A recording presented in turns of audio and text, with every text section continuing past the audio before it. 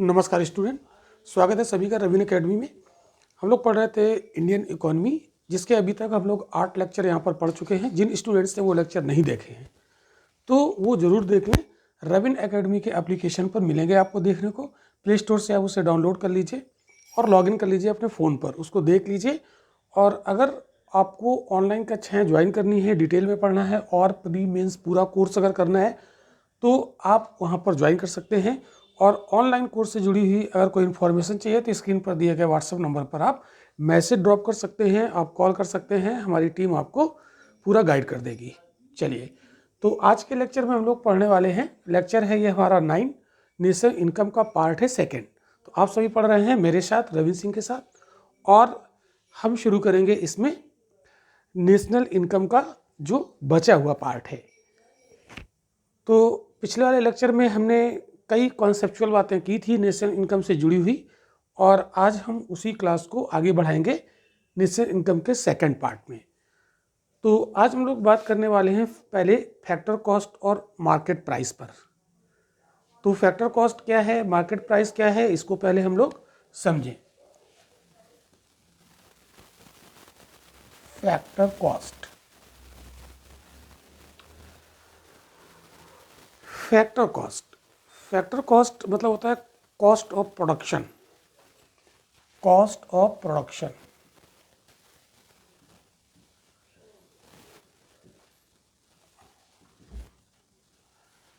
क्या बोलते हैं? Cost of production. हिंदी में इसको बोलेंगे उत्पादन लागत। इसका मतलब है किसी प्रोडक्ट का उत्पादन करने में क्या क्या लागत आती है, उसको हम लोग कहते हैं फैक्टर कॉस्ट। चाहे आप कॉस्ट ऑफ प्रोडक्शन से समझो, चाहे आप फैक्टर कॉस्ट से समझो। तो फैक्टर कॉस्ट ये एक टेक्निकल टर्म है, इकोनॉमी में इसको यूज़ करते हैं कॉस्ट ऑफ प्रोडक्शन के लिए। ओके, तो फैक्टर कॉस्ट मतलब किसी भी प्रोडक्ट को बनाने के लिए उसमें कौन कौन से फैक्टर यूज़ हुए हैं और उन फैक्टर्स की क्या कॉस्ट रही है, वही होता है फैक्टर कॉस्ट। फॉर एग्जांपल मैं आपको एक उदाहरण देता हूँ। जैसे मान लो ये मार्कर है, इस मार्कर को जब हमने प्रोड्यूस किया तो इसमें कुछ रॉ मटेरियल लगा होगा। 1 मिनट, इसमें रॉ मटेरियल लगा होगा। इसके अलावा इसमें कुछ मशीनें लगी होंगी इसको बनाने में, कुछ लेबर भी लगे होंगे और इंजीनियर लगे होंगे, कुछ टेक्नोलॉजी लगी होगी, तब ये एक मार्कर बनकर तैयार हुआ होगा। तो इसमें कितने फैक्टर्स लगे होंगे? जैसे रॉ मटेरियल लगा होगा, रॉ मटेरियल, ओके, पहला। दूसरा, इसमें लेबर लगा होगा, लेबर। तीसरा, इसमें इलेक्ट्रिसिटी भी लगी होगी, इलेक्ट्रिसिटी।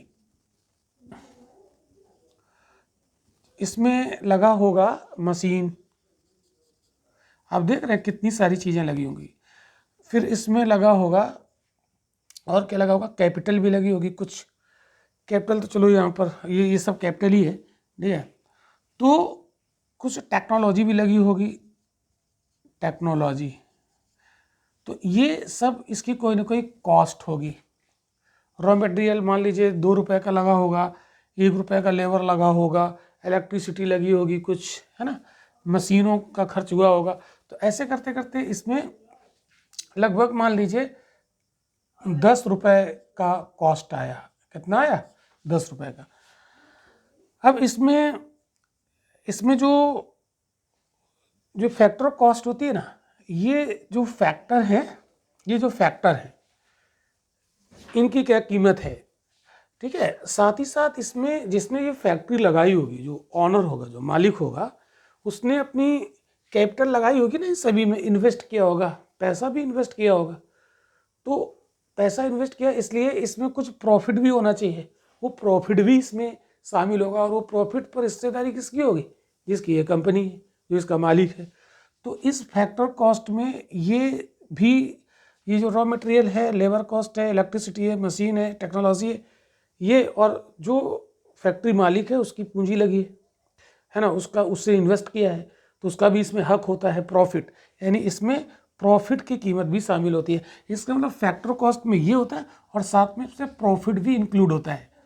तो इसमें प्रॉफिट भी इंक्लूड होता है। प्रॉफिट। तो याद रखिएगा फैक्टर कॉस्ट में प्रॉफिट भी इंक्लूड होता है, ये बात आपको याद रखनी है। तो इतने में तैयार हुआ और इसको जब मार्केट में बेचा गया तो इतने में ही नहीं बेच दिया जाएगा। जब मार्केट में इसको उतारेंगे, जिसको मार्केट में ले जाएंगे, तो इसमें क्या लिखा रहेगा, इसमें एक MRP डाली जाएगी, MRP मैक्सिमम रिटेल प्राइस, और लिखा रहेगा 12 रुपये। क्या लिख दिया जाएगा, 12 रुपये। तो ये 2 रुपये बढ़ा दिया गया।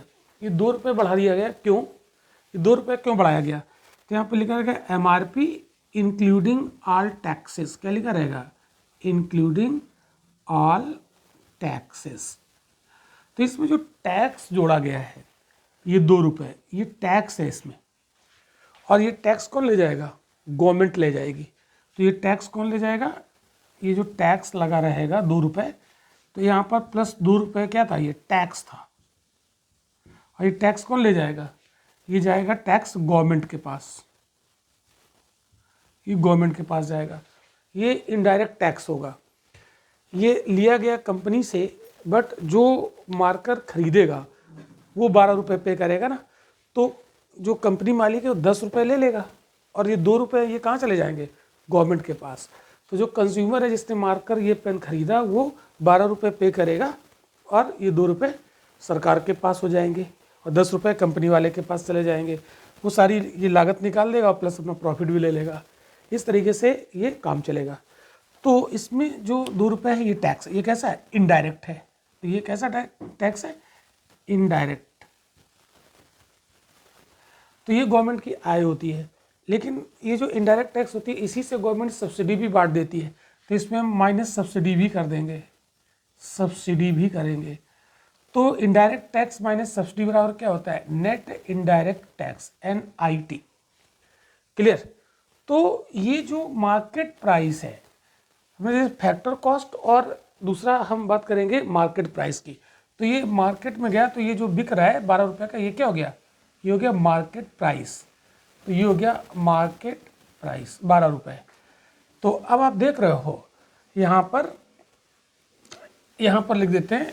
तो यहाँ देखा हमने फैक्टर कॉस्ट और मार्केट प्राइस, इसमें रिलेशन क्या हुआ। इस पेन का अगर हम एग्जाम्पल लें तो यहाँ पर फैक्टर कॉस्ट कितनी थी, 10 रुपये। क्लियर। और मार्केट प्राइस कितना हुआ, 12 रुपये। इसका मतलब 2 ज़्यादा है, ये 2 ज़्यादा है। तो इसका मतलब है हमें फैक्टर कॉस्ट से मार्केट प्राइस पर पहुँचना है, तो इसमें क्या करना पड़ेगा, +2 ऐड करना पड़ेगा। और अगर हमें मार्केट प्राइस से फैक्टर कॉस्ट पे पहुँचना है तो हमें -2 करना पड़ेगा। इतनी बात आपको समझ में आ गई, -2 करना पड़ेगा। तो ये जो 2 है इसको हमने क्या बोला, ये NIT है, नेट इनडायरेक्ट टैक्स है। तो इसका मतलब है ये 2 रुपये जो है ये NIT है। ये क्या है, NIT, ये NIT है 2 रुपये। तो यहाँ -NIT होगा और यहाँ +NIT होगा। इसका मतलब है फैक्टर कॉस्ट में अगर हम नेट इनडायरेक्ट टैक्स को ऐड कर दें तो क्या मिल जाएगा, मार्केट प्राइस।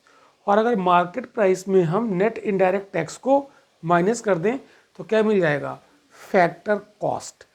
तो कोई भी प्रोडक्ट जब मार्केट में बेचा जाता है तो वो उसमें क्या जुड़ा रहता है, इनडायरेक्ट टैक्स जुड़ा रहता है। इसलिए फैक्टर कॉस्ट से हमेशा ज़्यादा होता है क्या, मार्केट प्राइस। क्लियर।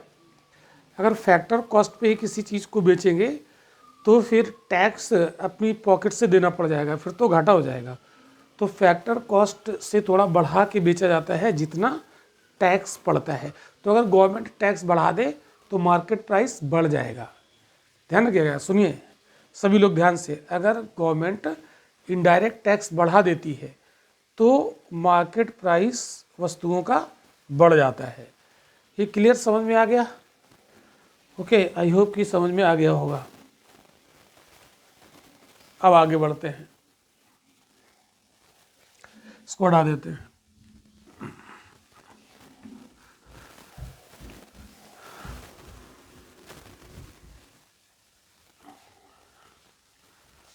अब हम लोग बात करेंगे net factor income from abroad. Net factor income from abroad.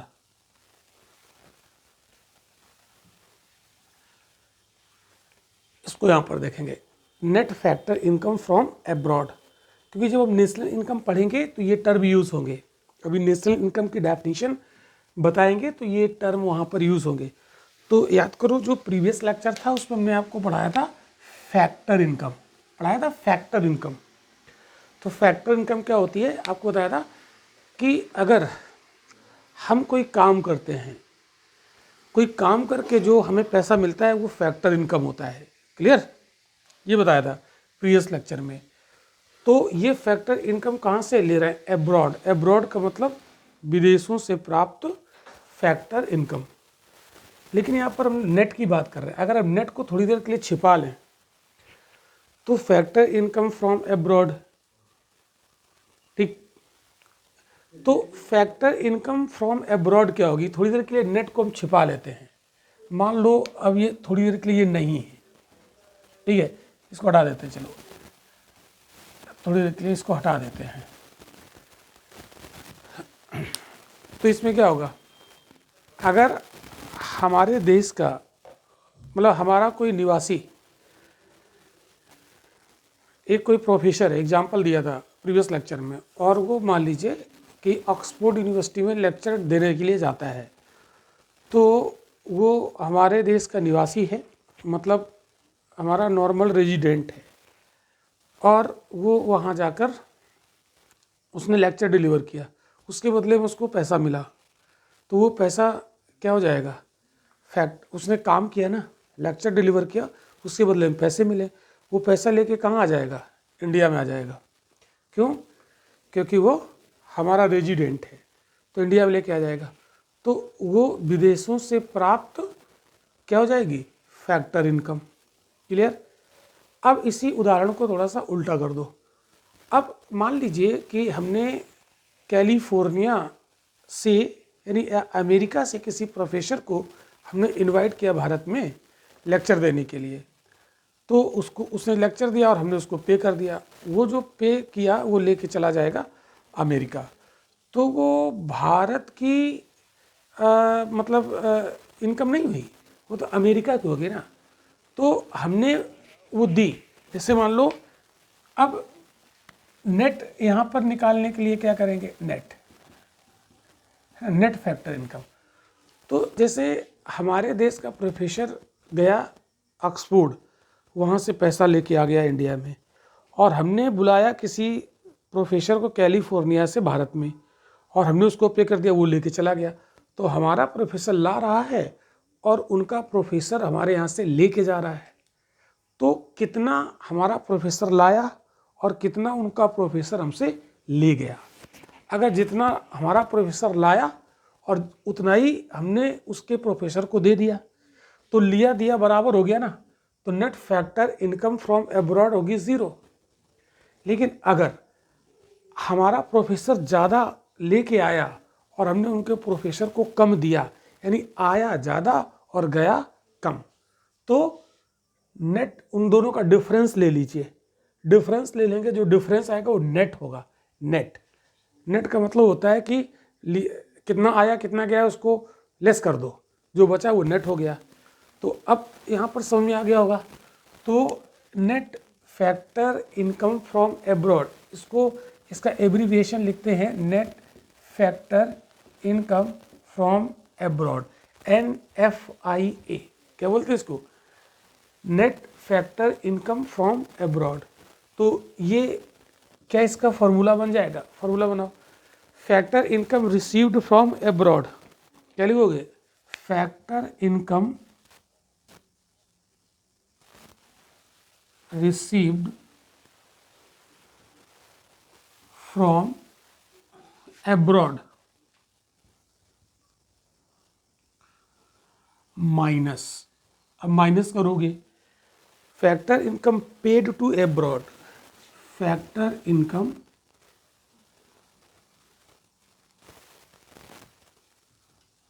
Paid to abroad. Clear हुई बात? तो अब जिन स्टूडेंट्स को फैक्टर इनकम नहीं पता है, तो हालांकि हमने बता दिया है, अगर इसको फिर भी आपको अगर डिटेल में पढ़ना है तो पिछला वाला लेक्चर देख लीजिए, उस पर मैं आपको डिटेल में बताया था। तो नेट हो गया। अगर factor income received from abroad ज़्यादा है और factor income paid to abroad कम है, तो ये पॉजिटिव हो जाएगा, है ना, हमारे देश का फ़ायदा हो जाएगा। क्लियर? और अदरवाइज वो ज़्यादा है ये कम है तो हमारे देश का लॉस हो जाएगा। इतनी बात आपको समझ में आ गई? ठीक है। तो पॉजिटिव होगा अगर रिसीव वाला ज़्यादा होगा, पेड वाला कम होगा। नेगेटिव होगा अगर रिसीव्ड वाला कम है, पेड वाला ज़्यादा है। ज़ीरो होगा, रिसीव्ड और पेड बराबर है तो वो ज़ीरो हो जाएगा। क्लियर? तो इतनी बात आपको समझ में आ गई। तो ये तो हमने एक एग्जांपल दिया कि सैलरी मिली होगी, हमारे यहाँ का प्रोफेसर वहाँ पढ़ाने गया और उनका प्रोफेसर मेरे यहाँ आया तो हमने उनको सैलरी दी होगी, है ना। ये तो एक एग्जांपल लिया है, कई हो सकते हैं ना, कई कंपोनेंट हो सकते हैं, ये तो एक कंपोनेंट है। जैसे मान लो कि हमारा कोई बिजनेसमैन है, वो वहाँ पर बिजनेस कर रहा है तो वहाँ से पैसे लाएगा, है ना। और उनका कोई बिजनेस हमारे यहाँ बिजनेस कर रहा हो तो यहाँ से पैसे वो ले जाएगा, तो है ना, कितना हमारे यहाँ आया, कितना हमने उन्हें दिया फैक्टर इनकम के रूप में, यानी काम के बदले कुछ काम किया तो पैसा मिला, वो फैक्टर इनकम है। तो इतनी बात आपको समझ में आ गई होगी। अब हम लोग यहाँ पर बात करेंगे डोमेस्टिक इनकम की, डोमेस्टिक इनकम और नेशनल इनकम। तो अब हम यहाँ पर समझेंगे राष्ट्रीय आय। तो राष्ट्रीय आय यानी नेशनल इनकम, राष्ट्रीय आय, नेशनल इनकम क्या होती है, तो इसको यहाँ पर हम लोग देखेंगे। इसकी डेफिनेशन को पहले लिख लेते हैं। एक लेखा वर्ष,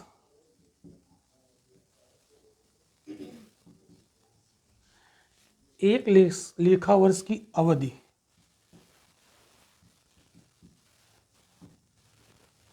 के दौरान, एक लेखा वर्ष की अवधि के दौरान एक देश के सामान्य निवासियों द्वारा, एक देश के सामान्य निवासियों द्वारा अर्जित कारक आय, अर्जित कारक आय, इसको फैक्टर इनकम कहते हैं। फैक्टर इनकम का जोड़, का कुल जोड़, ठीक है। तो ये मतलब कुल जोड़ दीजिए, कुल जोड़ है, तो यही होती है राष्ट्रीय आय।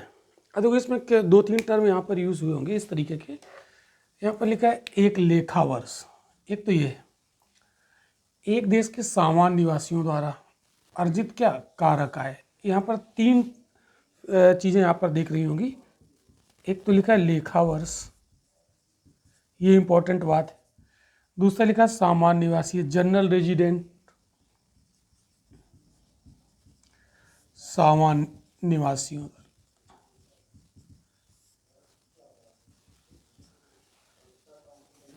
तीसरा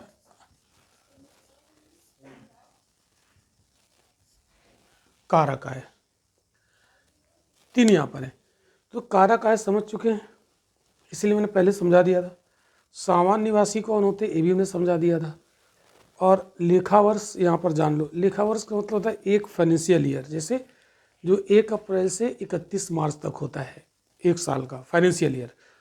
तो एक फाइनेंशियल ईयर, इसको हम फाइनेंशियल ईयर भी कह सकते हैं, वित्तीय वर्ष में सामान्य निवासियों द्वारा जो भी कारक आय अर्जित की जाती है उसको जोड़ दीजिए, है ना, तो वो बन जाता है राष्ट्रीय आय। इतनी बात आपको समझ में आई? तो राष्ट्रीय आय बन जाती है वो। क्लियर?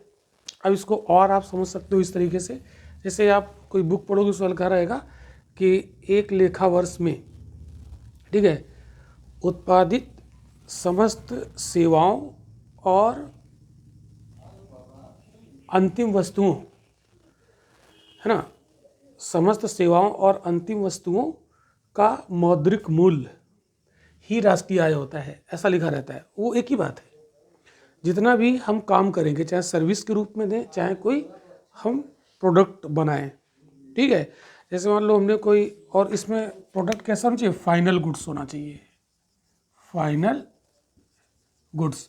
तो फाइनल गुड्स क्या होता है, ये भी हमने समझा दिया। जैसे मान लो कोई एक कार बनाई, है ना, भारत में कार बनी, तो कार के पहले पुर्जे वगैरह पार्ट्स बनेंगे, फिर उसको असेंबल करके और उसको मार्केट में उतार दिया जाएगा। अब पता लगा कि वो कार एक साल में मतलब 50,000 कार बन गई हमारे देश में, तो उन 50,000 कारों का मुद्रा में कितना वैल्यू होगा उसको जोड़ लिया जाएगा, और जितनी भी सर्विसेज, जितने पैसे की तैयार की गई, दी गई, वो भी सब जोड़ दिया जाएगा। लेकिन किसके द्वारा, सामान्य निवासियों के द्वारा। किसके द्वारा होना चाहिए, सामान्य निवासियों के द्वारा होना चाहिए। तो वो सब नेशनल इनकम का पार्ट हो जाता है। आई होप कि समझ में आया होगा। क्लियर इतनी बात। हाँ, सामान्य निवासी कौन, इस सब बता दिया हमने। और गैर निवासी कौन है, सामान्य निवासी अगर पता है तो गैर निवासी अपने आप आ जाएगा पता, ठीक है। और अब हम लोग बात करते हैं यहाँ पर घरेलू आय की, ठीक है। तो घरेलू आय भी समझ लेते हैं।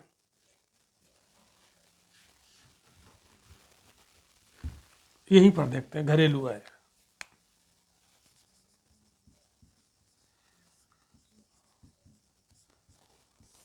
डोमेस्टिक इनकम, और ये नेशनल इनकम थी।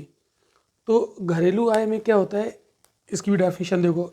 एक लेखा वर्ष के दौरान, एक लेखा वर्ष के दौरान, यहाँ भी एक लेखा वर्ष के दौरान ही है ना, तो एक लेखा वर्ष यानी एक फाइनेंशियल ईयर लिया जाता है। एक लेखा वर्ष के दौरान एक देश की घरेलू सीमा में, एक देश की घरेलू सीमा में, घरेलू सीमा मतलब डोमेस्टिक टेरिटरी, बताया था हम, आपको पढ़ा चुके हैं। डोमेस्टिक टेरिटरी, घरेलू सीमा में। और वो क्या था, वहाँ पर कोई घरेलू सीमा नहीं थी, वहाँ पर सिर्फ सामान्य निवासियों के द्वारा था, यही अंतर है। तो घरेलू सीमा में सृजित कारक आय का कुल जोड़, सृजित कारक आय मतलब फैक्टर इनकम, फैक्टर इनकम का कुल जोड़।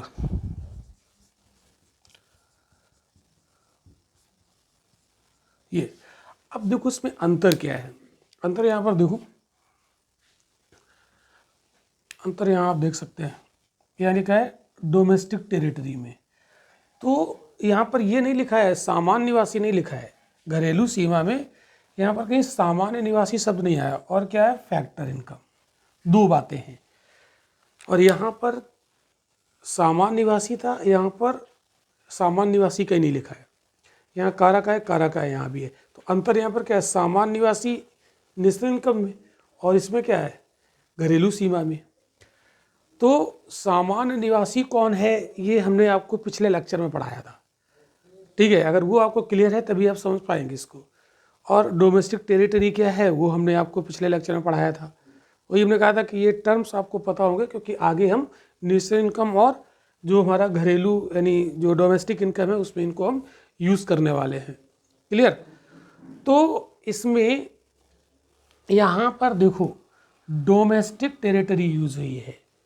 तो डोमेस्टिक टेरिटरी के अंदर चाहे वो निवासी हो और चाहे वो गैर निवासी हो, दोनों के द्वारा सृजित फैक्टर इनकम इसमें शामिल होगी। इसका मतलब है कि डोमेस्टिक टेरिटरी, यहाँ कोई बाउंडेशन नहीं लगाया गया है कि वो सामान्य निवासी हो कि क्या हो। तो यहाँ पर गैर निवासी भी आ जाएगा। गैर निवासियों द्वारा, मतलब गैर निवासियों द्वारा जो सृजित आय होगी, कारक आय, फैक्टर इनकम, उसको भी इसमें शामिल किया जाएगा। गैर निवासियों द्वारा सृजित फैक्टर इनकम को भी शामिल किया जाएगा, को भी शामिल किया जाएगा। ओके, लेकिन यहाँ पर चूंकि लिख दिया है सामान्य निवासियों द्वारा जो फैक्टर इनकम होगी वही इसमें रहेगी, तो यहाँ पर गैर निवासियों वाली जो सृजित फैक्टर इनकम होगी वो नेशनल इनकम में इंक्लूड नहीं होगी, लेकिन वो डोमेस्टिक इनकम में इंक्लूड होगी। तो इसको आप बॉक्स में बंद कर लीजिए, है ना, इसको बॉक्स में बंद कर लीजिए और इसको नोट बना के लिख दीजिए। ठीक है, यही कंफ्यूज करता है। क्लियर? तो यहाँ पर गैर निवासियों द्वारा सृजित कारक आय शामिल होती है, लेकिन वो कहाँ होना चाहिए? डोमेस्टिक टेरिटरी में होना चाहिए। ओके, इतनी बात समझ में आ गई। अब हम देखो यहाँ पर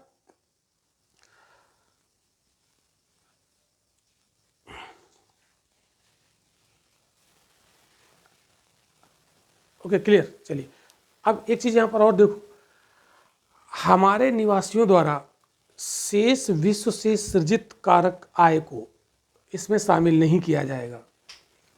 मैंने क्या बोला? दूसरा, यहाँ हमारे निवासियों द्वारा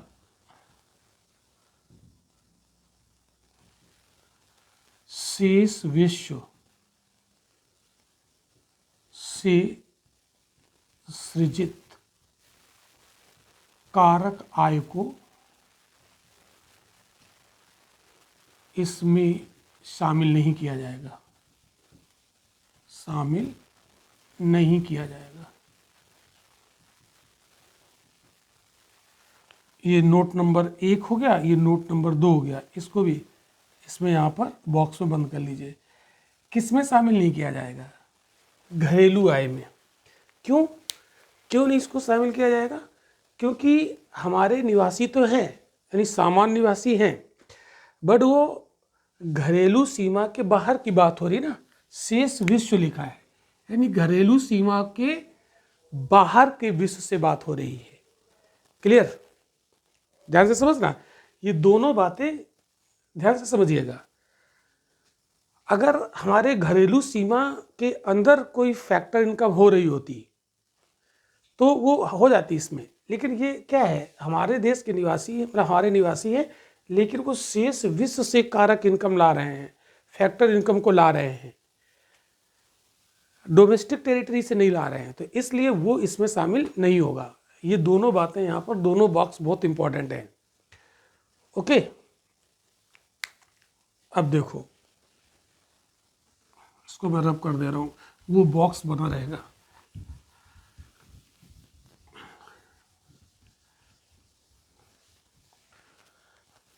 अब इसमें देखिएगा, अगर हम घरेलू आय में से एक देश की घरेलू सीमा में गैर निवासियों द्वारा सृजित आय को हम लेस कर दें, ठीक है, इसको हम फार्मूले के रूप में देख लेते हैं।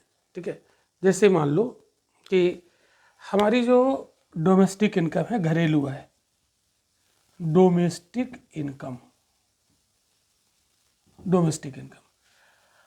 अगर ये डोमेस्टिक इनकम हम इसमें क्या करें, डोमेस्टिक इनकम में हम ऐड कर दें हमारे निवासियों द्वारा शेष विश्व से अर्जित कारक आय, हमारे निवासियों द्वारा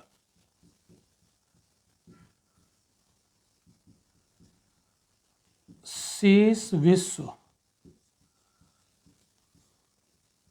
से अर्जित कारक आय, फैक्टर इनकम, कारक आय मतलब हमारे जो नॉर्मल रेजिडेंट हैं उनके द्वारा रिसीव्ड फैक्टर इनकम, कहाँ से? शेष विश्व से, मतलब हमारी डोमेस्टिक टेरिटरी के बाहर की बात हो रही है। शेष विश्व का मतलब क्या हुआ? डोमेस्टिक टेरिटरी में जो नहीं आ रहा है उसको इसमें हम ऐड कर दें और इसमें हम माइनस करें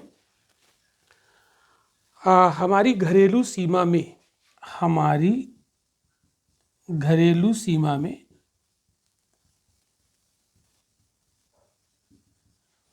यानी डोमेस्टिक टेरिटरी में गैर निवासियों द्वारा अर्जित कारक आय, गैर निवासियों द्वारा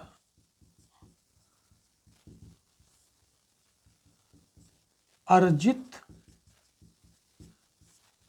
कारक आय मतलब फैक्टर इनकम, कारक आय मतलब फैक्टर इनकम तो होनी चाहिए ज़रूर। ऐसा नहीं कि कहीं पे हमें अनुदान मिल गया, ग्रांट मिल गया, उसको इसमें वो ट्रांसफर्ड इनकम है, वो इसमें शामिल नहीं की जाती है। ठीक है, फैक्टर इनकम हमेशा शामिल की जाती है। तो ये बन जाएगा, ये हो जाएगा क्या, ये अब हो जाएगा नेशनल इनकम, ये बन जाएगी नेशनल इनकम। क्यों? क्योंकि हमने आपको बताया ना कि डोमेस्टिक इनकम में हमारे निवासियों द्वारा शेष विश्व से अर्जित आय इंक्लूड नहीं होती है। ठीक है, ये इंक्लूड किस में होती है, ये इसमें इंक्लूड होती है। तो हमने डोमेस्टिक इनकम में इसको ऐड कर दिया, तो अब ये बनेगी नेशनल इनकम। और देखो, हमारी घरेलू सीमा में गैर निवासियों के द्वारा अर्जित आय वो नेशनल इनकम का पार्ट नहीं होता है। ठीक है, तो हमने इसको इसमें माइनस कर दिया। क्लियर? तो इसको हम जानते हो क्या कह सकते हैं,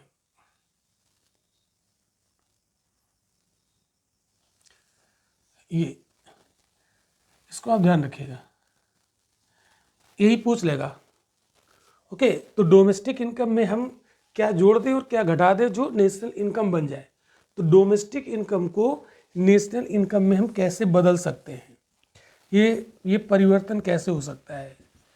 ठीक है, ये शायद समझ में आ गया होगा। ये अभी हमने जो यहाँ पर समझाया है ना, ठीक है, वही चीज़ यहाँ पर हमने लिख दी। यानी डोमेस्टिक इनकम को अगर हमें नेशनल इनकम में बदलना है तो हमें क्या करना पड़ेगा, इसमें हमें ऐड करना पड़ेगा हमारे निवासियों द्वारा शेष विश्व से अर्जित आय, कारक आय, और माइनस करनी पड़ेगी हमारी घरेलू सीमा में गैर निवासियों द्वारा अर्जित कारक आय को।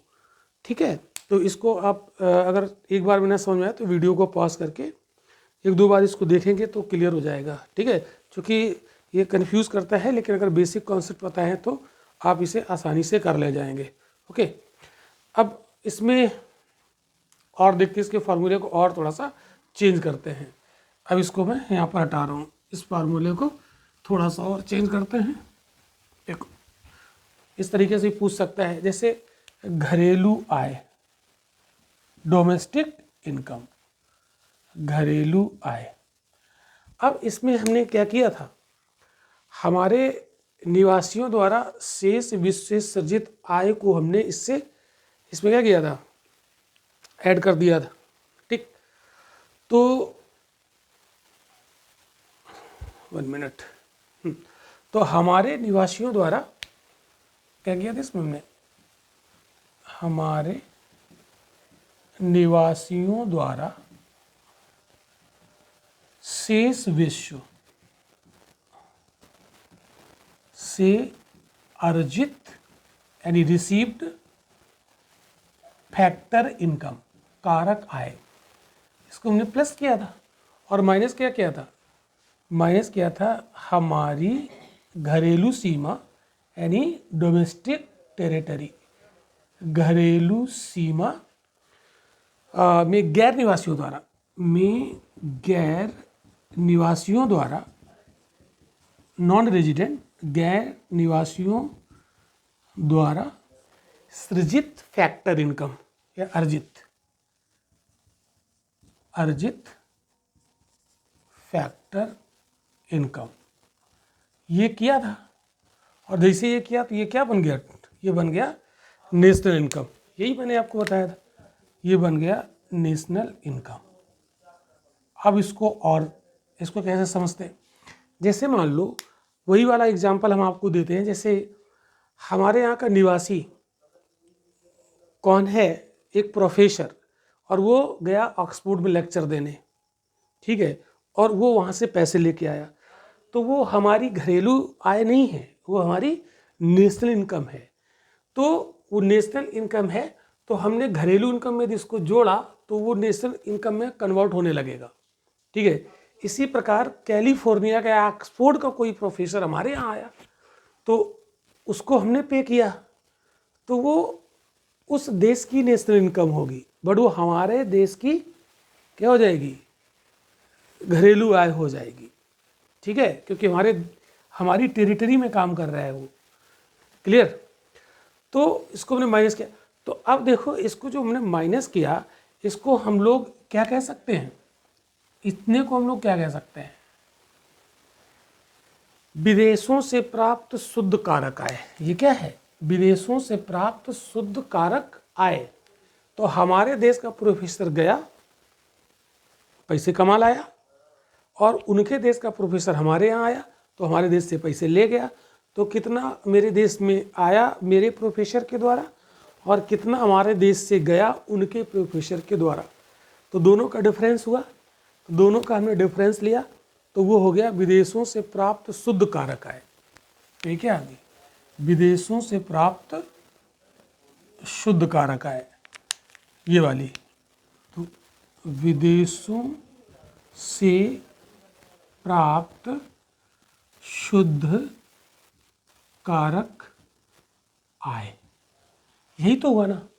तो हम ये कह सकते हैं, अब ये फॉर्मूला क्या बना, घरेलू आय यानी डोमेस्टिक इनकम, डोमेस्टिक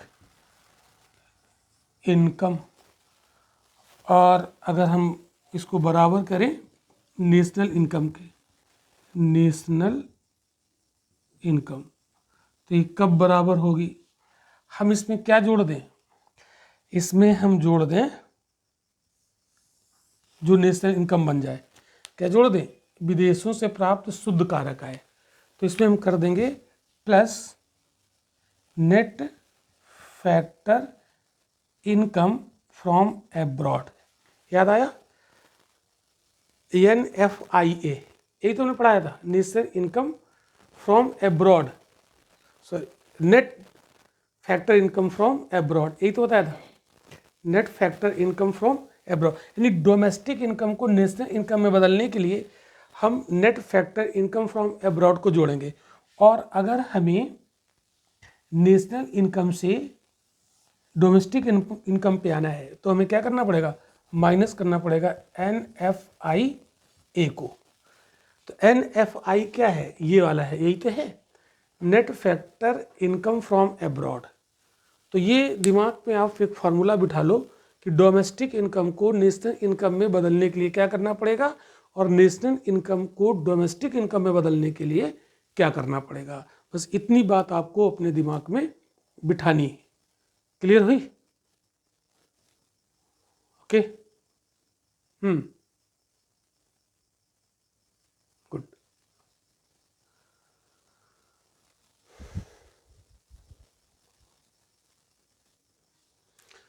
यही मैं आपको समझाना चाह रहा था।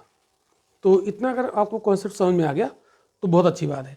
तो अब हम एक नेशनल इनकम से जुड़ा हुआ क्वेश्चन यहाँ पर रखेंगे जो प्रीलिम एग्ज़ाम में पूछा गया UPSC में।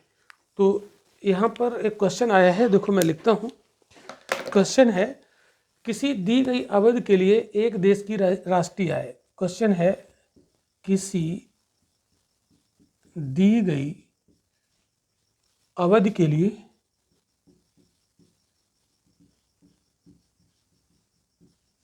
लिए एक देश की राष्ट्रीय आय, एक देश की राष्ट्रीय आय, नेशनल इनकम, राष्ट्रीय आय, और फिर डैश लगा के यहाँ पर ऑप्शन बनाए हैं। पहला ऑप्शन है नागरिकों द्वारा उत्पादित वस्तुओं, नागरिकों द्वारा उत्पादित वस्तुओं और सेवाओं की, वस्तुओं और सेवाओं की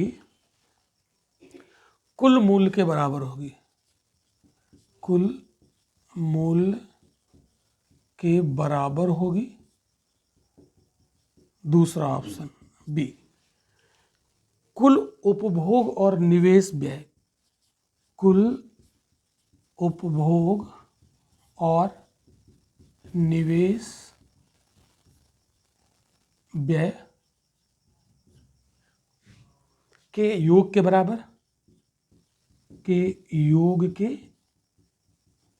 बराबर, सी ऑप्शन। सभी व्यक्तियों की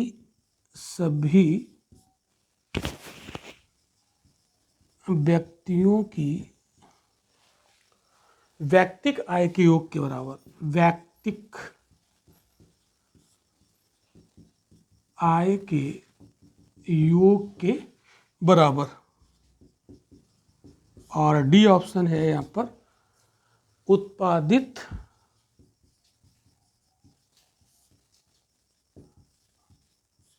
अंतिम वस्तुओं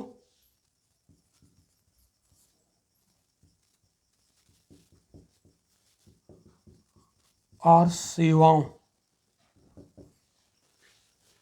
के मौद्रिक मूल्य के बराबर,